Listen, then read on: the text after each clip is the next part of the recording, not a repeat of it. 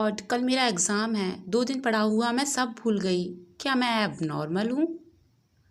अरे नहीं नहीं, आप कोई भी एबनॉर्मल नहीं हैं।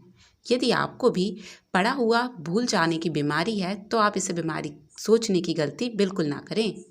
जी हाँ, ये कोई बीमारी नहीं है।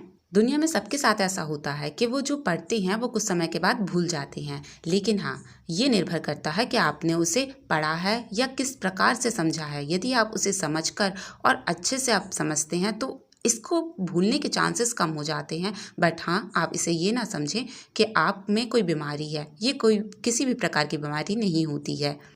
वैसे तो ये अच्छा ही है कि हमारे साथ दुनिया में जो भी घटित होता है वो हम कुछ समय के बाद भूल जाते हैं। यदि हम उसे नहीं भूलते तो सोचिए हमारे दिमाग में कितना कचरा इकट्ठा हो जाता। हम दिन प्रतिदिन उसी चीज़ के बारे में सोचते रहते और अपनी पुरानी यादों को कभी मिटा ही नहीं पाते। लेकिन यदि यादें बुरी हों तो और भी ज़्यादा हमें दुख होता है। लेकिन पढ़ाई में ये उल्टा हो जाता है। जब हम पढ़ने के लिए बैठते हैं तो हमें ऐसा लगता है कि जो फर्स्ट क्लास में भी चीज़ें पढ़ी थी वो भी हमें याद हो और जो ट्वेल्थ में पढ़ी थी वो भी चीज़ें हमें याद हो।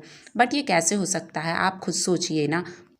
दिमाग की भी एक लिमिट होती है, वो उतना ही याद कर सकता है। जैसे जब आपका कोई एग्ज़ाम आने वाला होता है तो आप जल्दी जल्दी सारी चीज़ें याद करने लगते हैं और जब एग्ज़ाम डेट दूर होती है तो माइंड कहता है इग्नोर इट, बाद में पढ़ लेंगे। तो आपने कभी सोचा है ऐसा क्यों होता है?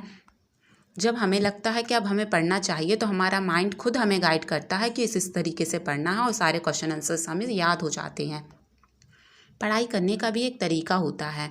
जैसे यदि आप कोई भी क्वेश्चन या कोई भी सब्जेक्ट पढ़ते हैं तो आपको कम पढ़ना है और उसे अच्छे तरीके से पढ़ना है। जैसे आजकल कॉन्सेप्ट मैपिंग बहुत ही ज़्यादा चल रहा है। बच्चे हैं ना, कॉन्सेप्ट मैपिंग के द्वारा अपने क्वेश्चन को कॉन्सेप्ट के थ्रू याद कर लेते हैं। जैसे उसके छोटे छोटे की पॉइंट्स लिख लेते हैं। सबके पढ़ने का तरीका ना अलग होता है। इसलिए आप ये ना समझें कि आप हो सकता है आपकी पढ़ाई पढ़ने के तरीके में ही कोई प्रॉब्लम हो जो आप अच्छे से याद नहीं कर पा रहे हैं। कोई बच्चे डायरेक्ट उसको याद कर लेते हैं या रट लेते हैं, जो ये बहुत ही वर्ड्स या बेकार तरीका होता है यार। ऐसा बिल्कुल भी नहीं करना चाहिए।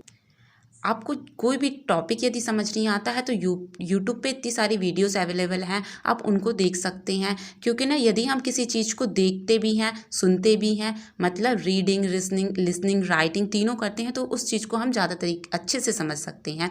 यदि आप कोई भी टॉपिक पढ़ना चाहें तो उसको अच्छे से देखें भी, सुने भी और समझें भी, ताकि वो आपको ज़्यादा देर तक याद रहे।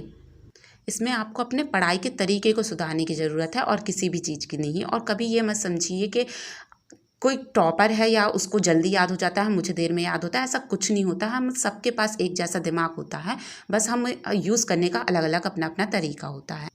और हाँ, एक बात और, लोगों को ये भी लगता है कि जो रात में पढ़ते हैं या जो दिन में पढ़ते हैं वो ज़्यादा इंटेलिजेंट होते हैं, वो तो सवेरे से भोर में उठ के पढ़ लेता है इसलिए उसको याद रह जाता है। ऐसा कुछ भी नहीं है।